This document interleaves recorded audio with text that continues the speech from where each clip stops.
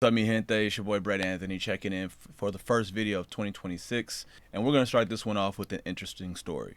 So by now you've probably heard of the Minnesota Somali Daycare fraud or scam that has now gone extremely viral thanks to a content creator or right-wing scammer, grifter that goes by the name of Nick Shirley. And for those of you who may or may not know who Nick Shirley is, he's akin to, let's think of Tyler Oliveira. They go out into the street, conduct these so-called quote-unquote unbiased journalism, and I use the term journalism loosely, extremely loosely. But they go out here and conduct these interviews to try to show the world what is not being covered by the major media, supposedly. And so in this case, he happened to go into a city, even though he's from Utah, flew all the way to a city in Minnesota, Minneapolis, to be exact, to uncover what he thought was new. And I say the word uncover, even though it wasn't uncovered, it's something that was already discovered. But supposedly he uncovered a multi-million, possibly billion-dollar fraud case. But I want to back up first. A few things you got to ask yourself. Why now? Why this story? The timing seems to be very, very suspicious, very odd, especially after what has been happening, or especially after Donald Trump put out this message about a month ago. Check this out. Somalians ripped off that state for billions of dollars, billions, every year, billions of dollars, and they contribute nothing. The welfare is like 88%. They contribute nothing. I don't want them in our country, I'll be honest with you, okay? Somebody would say, oh, that's not politically correct. I don't care. I don't want them in our country. Their country's no good for a reason. Their country stinks, and we don't want them in our country. I could say that about other countries, too. I can say it about other countries, too. We don't want them to hell. We have to rebuild our country. You know, our country's at a tipping point. We could go bad. We're at a tipping point. I don't know if people mind me saying that, but I'm saying it. We could go one way or the other, and we're going to go the wrong way if we keep taking in garbage into our country. Ilhan Omar is garbage. She's garbage. Her friends are garbage. These aren't people that work. These aren't people that say, let's go, come on, let's make this place great. These are people that do nothing but complain. They complain. And from where they came from, they got nothing. You know, they came from paradise, and they said, this isn't paradise. But when they come from hell, and they complain and do nothing but bitch, we don't want them in our country. Let them go back to where they came from and fix it. Now, I'm not sure if the irony's lost on them, but saying that somebody, all they do is complain while complaining, it's a little bit funny. But as you can see, that was very dehumanizing rhetoric that's coming directly from the president. A lot of it was not based in fact. Is there fraud that happens? Of course there is. Is there a fraud that happens only in one community? Absolutely not. It happens across the board. But it's funny how when a certain demographic is deemed to have committed some type of fraud, it's not looked at on the individual level or that specific person or persons that had committed the fraud. No, that gets extrapolated out to the entire community, right?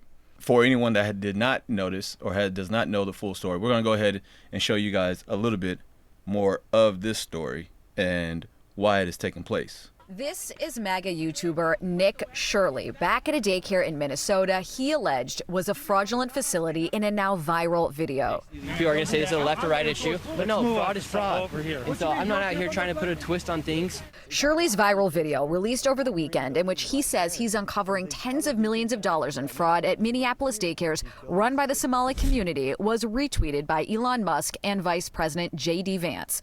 In the video, Shirley tries to open locked doors and talk to people at various daycares he claims are frauds. Did you come during their normal operating hours when you came to visit? This week. I came at 11 a.m., I believe, and I also came the following day later in the day. The point of it is not whether or not I came at the right time of their operation hours. The point is that blacked out doors, they can't give you any information. You call that number, no one answers. I wasn't trying to go inside, and there should be a way for somebody to actually be able to call that number and somebody to be able to answer. These aren't real businesses. But surely you don't think a daycare should just be unlocked. You shouldn't be able to just walk into a There daycare. should be a reception. No, every daycare is locked. Their doors are locked. And so, okay, you bring up a fair point. Then why can't they actually give me information how to enroll a child? Federal law enforcement has been investigating. So notice what he said. He asked, how come I can't just go inside of a daycare and procure this information? The first issue with this premise is, who gave this random YouTuber the authority to go inside a child care facility demanding to see anything, let alone somebody else's kids? Ask yourself this. If you were in a neighborhood that has been getting terrorized by ICE as of late, masked men snatching up people in your neighborhood without any justification to do so, without or violating everyone's civil rights, and they all look like me, and then I come up out of nowhere randomly to a child care facility with that context in mind.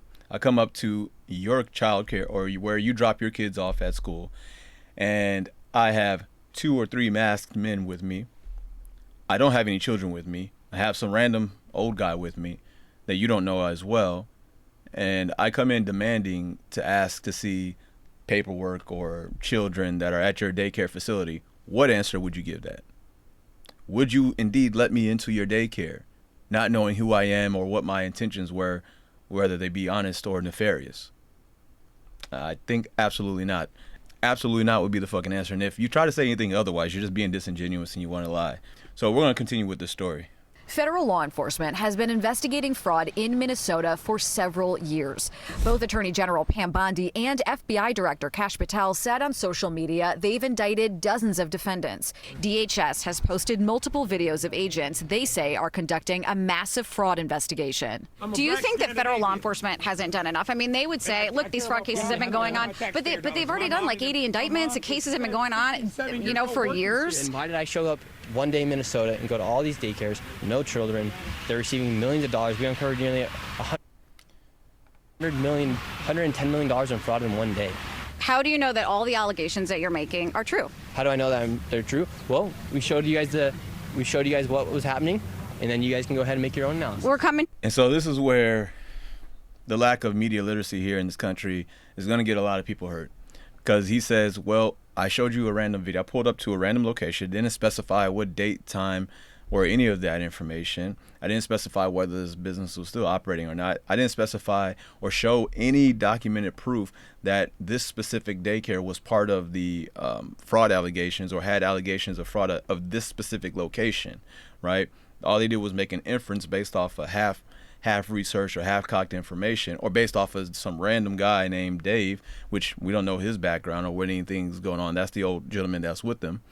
So they made this random accusation, or this accusation made off of half-assed or half-cocked information, and then try to infer upon the audience that the information that they're giving is indeed factual without showing any type of factual evidence or anything showing that the evidence that they're giving regarding the specific locations that they're going to have committed anything fraudulent. What that does is it creates a perception in somebody's mind that says that, oh, this specific location is committing some type of fraudulent activity. Now, let's say even if that were true, what gives this gentleman the authority to go and then question these people?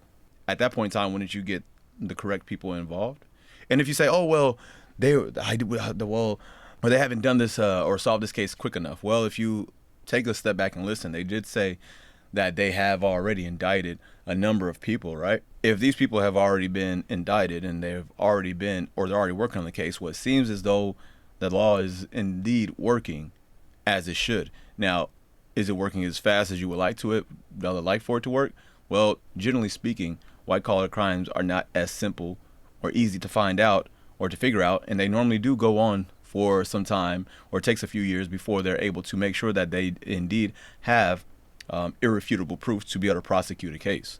If that's the case, well, then it would behoove you to not get in the middle of this investigation, because then that could throw things off. But let's continue. So we can make our own analysis. Are you 100% sure you're true? Yeah, I am 100% sure I'm true. CNN is looking into So you heard that. So he said that the allegations he's making is 100% true. So now I want to show you what the local news station immediately following, or immediately following the release of this, because unfortunately this story did blow up thanks to a lot of right-wing propagandists, especially Elon Musk, blowing this up all over Twitter, along with the Vice President J.D. Vance and a number of other people pushing this story out on purpose.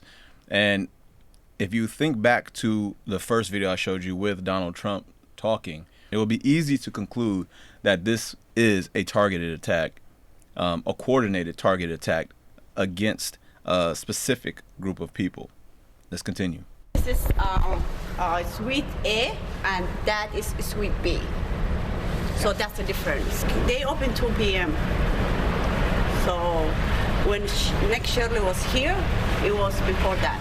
He came like around before the operation starts. On Nicollet Avenue in Minneapolis, we spoke with the owner of Albee Kitchen and the building Quality Learning Center is in. She says she's been receiving a lot of calls and visitors asking about the child care provider next door to her kitchen.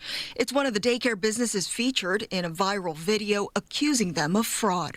The center's sign on the building has been getting a lot of attention for a misspelling, and as you can see, that has since been updated. Now, if you do see anybody arguing or talking about this story online, you will see them bringing up this right here, you'll see them bringing this up, talking about how it was spelled leering. It had the R that was incorrect. Oh, sorry, it was missing the N after the R originally. Now, I've owned a business before. I've owned numerous businesses, should I say, before.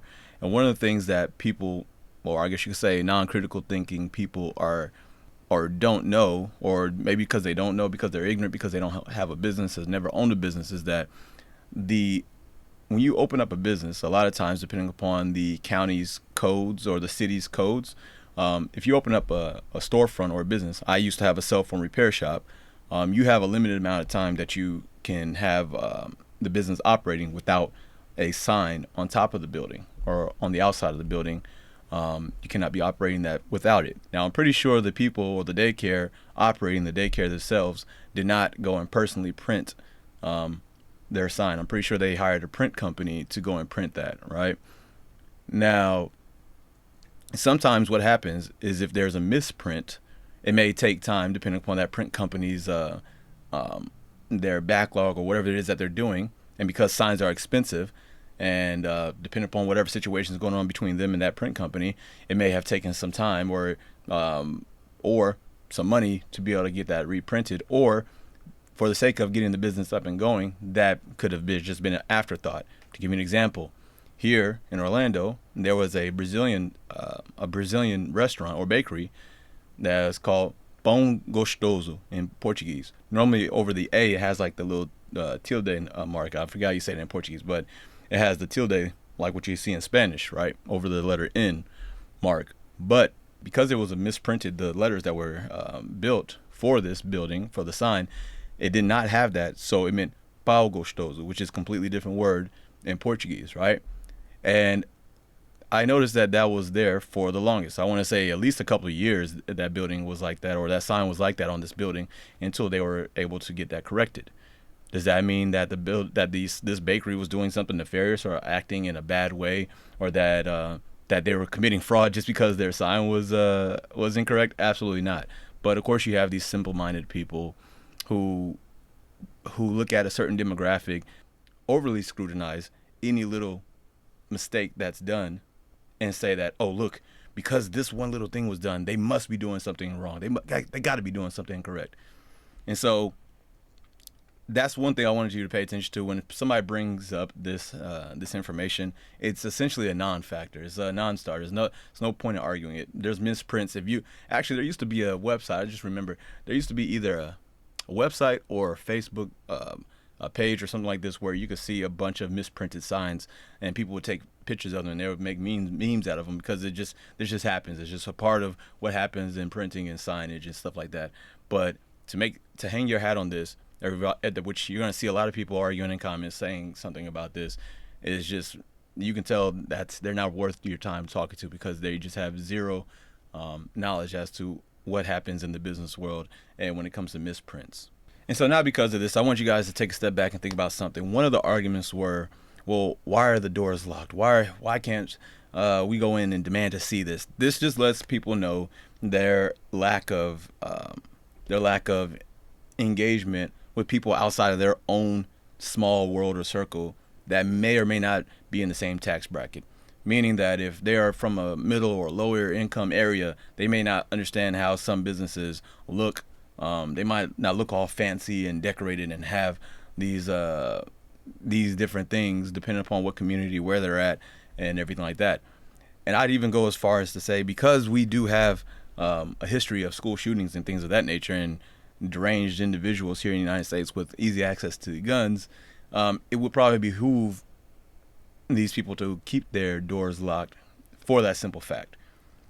Which brings me now to this. This is Brian. Brian says, to all random YouTube kids out there with no life experience, daycares lock their doors even when they are open so that kids don't run out and so that nutcases like Nick Shirley don't run in. Okay? Because Nick Shirley is trying to make the case that, oh, they lock their doors, therefore they must be bad, right? It's just, misleading, of course. Daycares do not provide tours of the facilities when children are present. Calling a business, quote, fraud when they aren't is defamation. I'm sure there's going to be all... Plain and simple. That is defamation by its definition. If you're just going around trying to claim that somebody's defrauding the system or defrauding things without zero evidence, that is defamation. So we're also going to take a look now at the aftermath, what has now happened to this community since that has come about. Yesterday morning, I was called by the owner because, unfortunately, someone came in to our daycare. The cleaner called the owner and told him what happened and the vandalism that happened. The owner called us. Me and another manager came into the scene around 6 a.m. We looked and saw what happened, and we saw that the suspect came in from the back, broke in from the back kitchen, and he also destroyed the wall to come in. As he came in, he broke a door from the wall from Family Dollar from the side. He couldn't, unfortunately, we don't know if that he went in or not, but we saw that it was damaged. As we walked around the daycare, we saw that our office doors was broken into as well. We saw that, unfortunately, there was important documentation, enrollment of the children, and also employee documentation that was gone. There were also checkbooks that were ripped from our check papers that were ripped from our book. This is devastating news, and we don't know why this is targeting our Somali community. Racism. That's why it's being targeted. It's pure racism. And I've seen a couple of my fellow black brothers and sisters getting in on this, talking about it, looking at it from a very xenophobic perspective, talking about, oh, Somalis, they don't claim to be black or whatever the case may be. Yeah, we got to cut that shit out, because at the end of the day, it's just pure racism. Do you think that the people that are snatching up Somali immigrants off the street can tell the difference between me, you, or anybody else? Absolutely not. Nor do they care.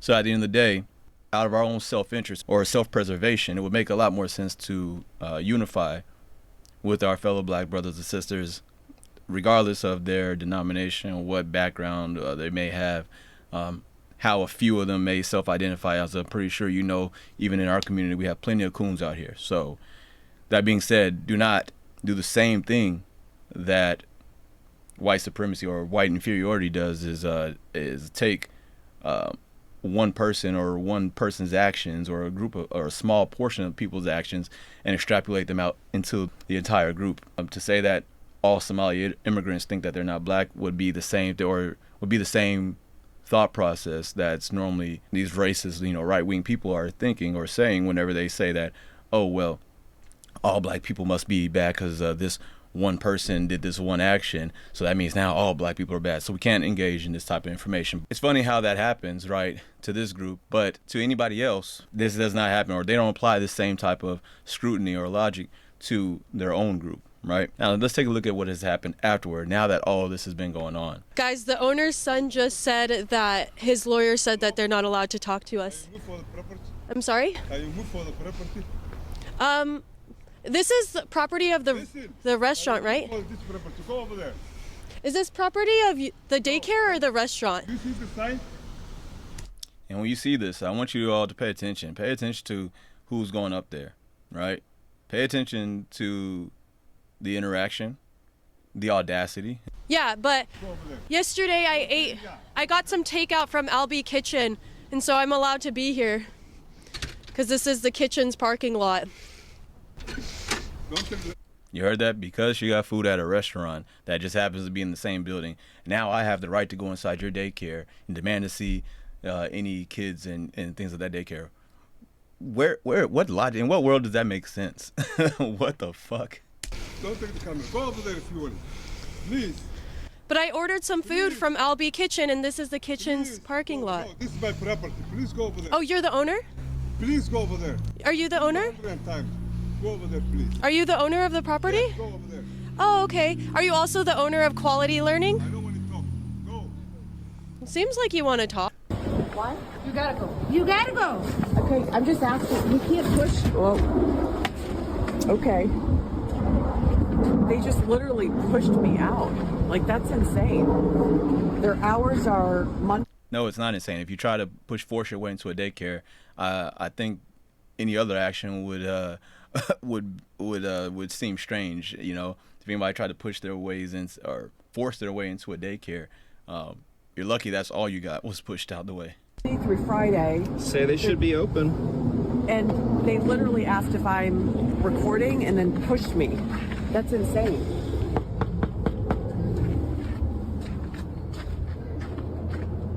There's clearly children in there.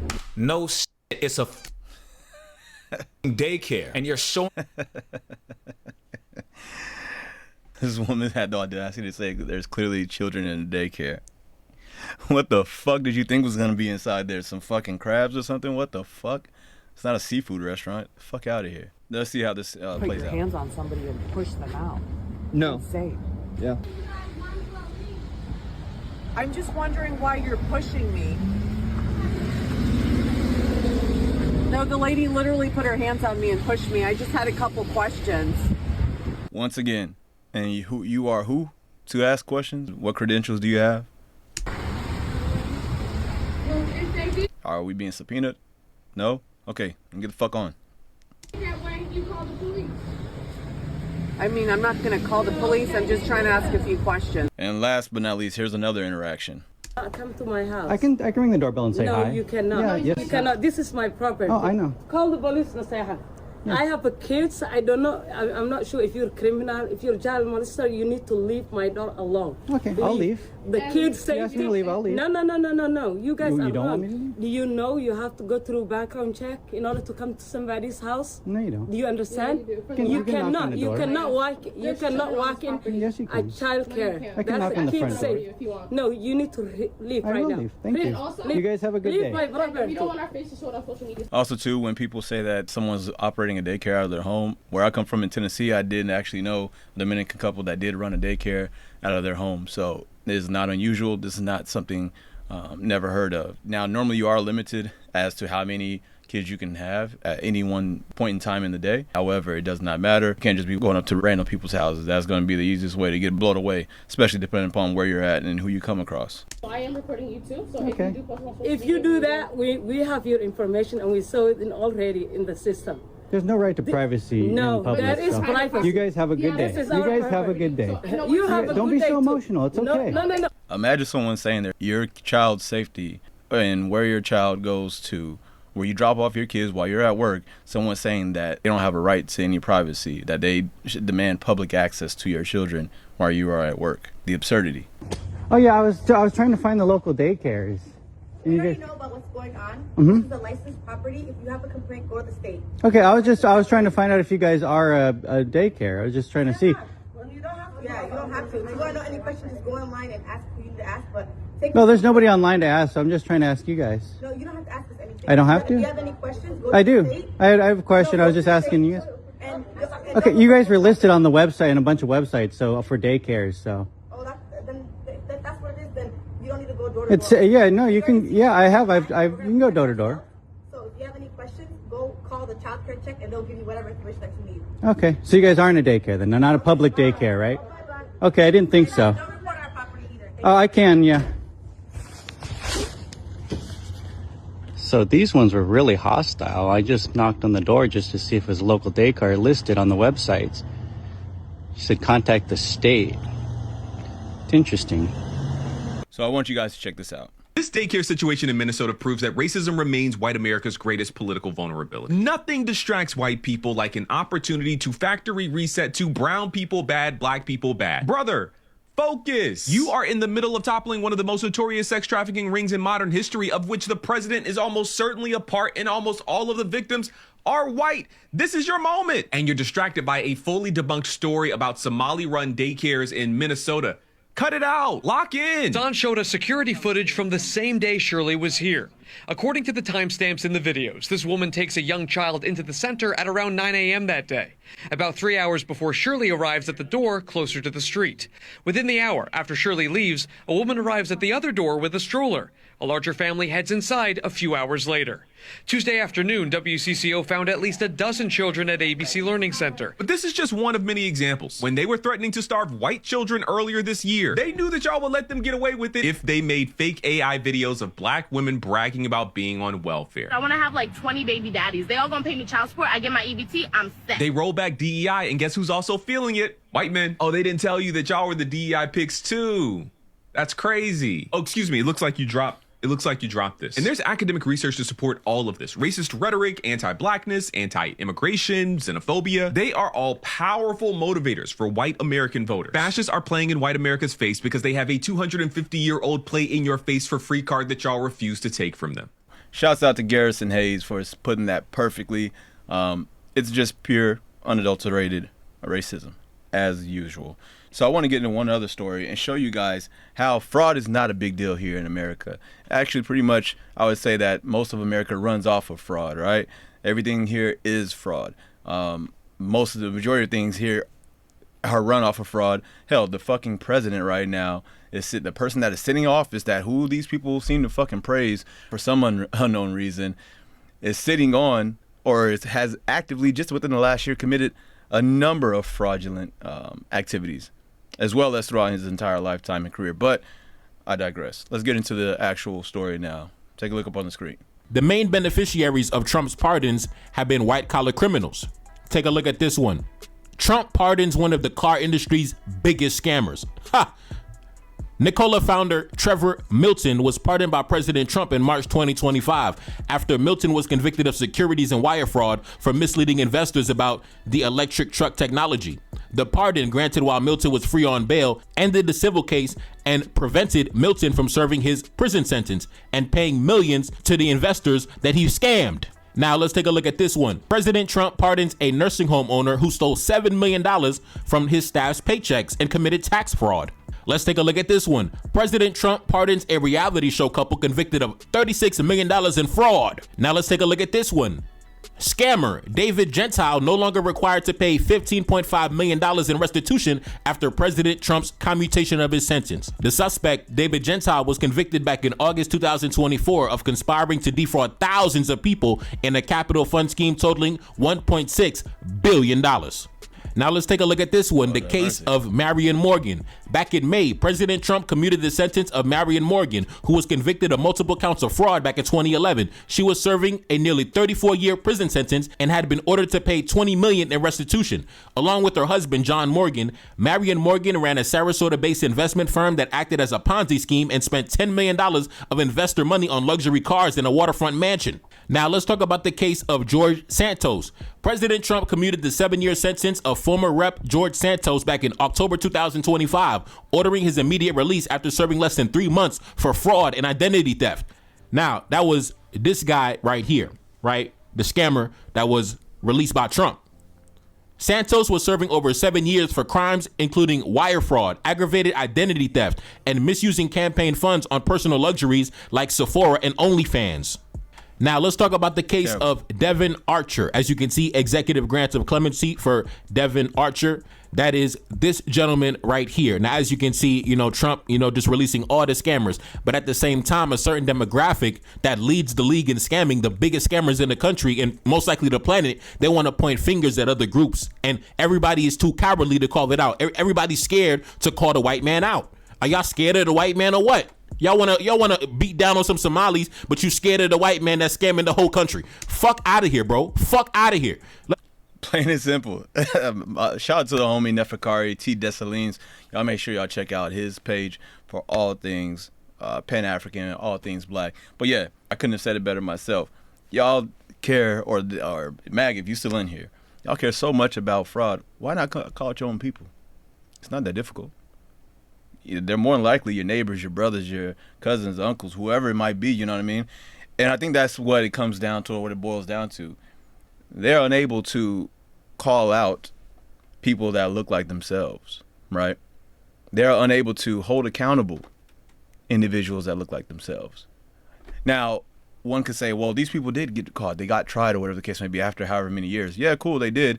But you don't then go see people making a quote-unquote expose saying, man, all these European Americans over here are such scammers because this 1 or 2 or 5 cases or 20 cases, they're now all of them. We have to make sure that we go and investigate every single white person that's in any type of leadership role, make sure that they're not scamming. How would you feel if a bunch of people, random people, especially black people, started going up to all these other business owners and started saying, hey, I want to get access to your documentation. I want to see and make sure that you are not committing fraud against the taxpayers of this country. Think about that. One of the last things I want to get into is here in the state of Florida, one of the biggest fraudsters has yet to be held accountable for it. Yet, I see nobody demanding his resignation. I don't see anybody demanding that he be taken away in handcuffs. And if I'm not mistaken, I don't believe he got held accountable for his actions at all, other than paying a small fine. But let's go ahead and take a look at it. And who I'm talking about, if you just in case if you're not aware who I'm talking about, is no other than the ex-governor Rick Scott of Florida. Let's check out this case. This was reported about 15 years ago. Man, and you know, because you had to deal with this in the primary campaign as well, when you say you want to bring accountability to Tallahassee and accountability to the governor's office, your opponents say, here is a man who was the CEO of a healthcare company that was fined a record $1.7 billion by the federal government for massive fraud. They will say, how can this man bring accountability to government? Well, that's what my opponent said in the primary, and he lost. I mean, everybody knows we built, and I've built. That's a non-answer, by the way. A number of wonderful companies. That company in particular, you know, I took my life savings of $125,000, and in 9 years, we built the largest healthcare provider in the world. He did not ask him about what his healthcare company is or what they... See, right now he's trying to sell this narrative of the rugged American individual or whatever, that I took whatever money and turned it into this great thing, whatever the case may be. He's trying to weave this narrative to paint in the picture in your mind that, oh, I just made a simple mistake while trying to build this great business. No, he's a fraud, plain and simple. Patient satisfaction were way higher than the national average, and so was the but you also paid a record fine for fraud violation. And what I tell people is, you know, when you're in business, anything that goes wrong, you should take responsibility if you're the CEO. I do. The difference is, let's think about where we are in the state. Take responsibility how? In what way specifically? You know what? Let's go to the report on that. Scott tries to flip the script on historic Medicare fraud fine. So let's see how this gentleman decides to take responsibility. In this Medicare fraud, or this Medicare and Medicaid scam, this health scam that he committed, that valued over $1.7 billion. And let me also to make the distinction, or make it you guys clearly aware, the dollar amount does not change the action. I'll repeat, the dollar amount does not change the action. If you committed fraud, whether it be for $100, $1 million, or you scam people out of $100 million or $2 billion, it does not matter, it does not change. The scale of the fraud does not change the action itself. Fraud is fraud, and nobody wants to be scammed out of their money.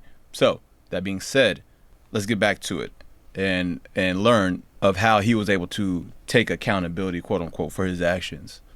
Scott was forced out of his hospital chain by his board in July 1997 after the federal government issued 35 warrants to search hospitals that were owned previously or at the time by Columbia HCA, and 2 companies doing business with the main chains in 7 states: Florida, Texas, Tennessee, North Carolina, Utah, and Oklahoma, and Georgia. Oddly enough, all of these states seem to have something in common. I don't know if you guys can point that out or not, but all these states that were committing fraud seem to have something in common. Scott had been reluctant to cooperate with federal investigators, not responding to repeated requests for an interview with federal investigators in '95 regarding accusations against the company. It wasn't until 6 years after Scott resigned that HCA, after scrubbing Columbia from its title, Scott's original company, that it fully settled its federal tab for 14 corporate felonies related to healthcare fraud, totaling $1.7 billion with a B dollars. At the end of the day, this is what happened to ex-Governor Rick Scott. It is my assertion that pleading the fifth 75 times is not taking responsibility, right? My guy pleaded the fifth 75 times. That's his definition of taking responsibility, right? Said McLaughlin. Instead of taking responsibility, he walked away with a golden parachute of $300 million of scammed money, right? From your taxpayer funds. He walked away with $300 million of it. Some of that is what he used to buy the governor's mansion. In addition to receiving $300 million in stock and options, Scott also earned at least $10 million in cash, including $5 million payable under a consulting agreement, by agreeing to leave the company. He went on to found a chain of healthcare clinics, Solantic, and plow his money into the stock market and other investments that yield him millions of dollars in yearly income just in dividends.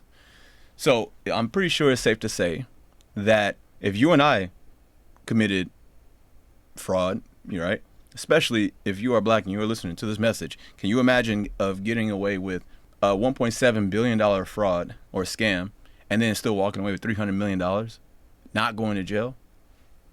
Doubt it. I highly doubt it. And some of the messages I'm seeing people claim are like, oh, this scam has been going on for so long because of racism. They're afraid to be called racist, right? Well, what took this one so long to get caught up? Help me understand. What took this one over 6 years to get caught? Right? You can't say it was due to racism, was it? When you see people arguing or making these dumbass arguments, pull this up. Now, at the end of the day, we got to ask ourselves, what became of Rick Scott's nefarious and fraudulent activities? Well, did he go to jail? No, definitely didn't go to jail. He got a severance package. Okay, cool. Paid a fine. All right. But then what else happened later on in life? Well, let's go and take a look at it. My guy goes on to become a senator in the United States Congress. I forget which area of the Senate. Let's take a look at this. Rick Scott was elected to the U.S. Senate in 2018 and is currently serving his second term representing the state of Florida. Prior to his election to the U.S. Senate, Rick Scott served 2 terms as the 45th governor of Florida, working every day to turn around Florida's economy while enriching himself, right? And secure the state's future as the best place for families and businesses to succeed. I think they need to reword that to making sure that he could succeed while taking tax money from everybody else, right? This is what happens here to fraudsters. This is what we're teaching everybody here, is that if you are of a certain demographic and of a certain background, then you are rewarded for fraud. You get to keep all the money, you don't go to jail, and you maybe pay a little fine, a little slap on the wrist, but then at the end of the day, you continue with your fraudulent activities. Hell, you might even be able to get to be president, right? That is what we have learned. But if you are of a certain demographic, then you are going to be demonized, scrutinized to no end.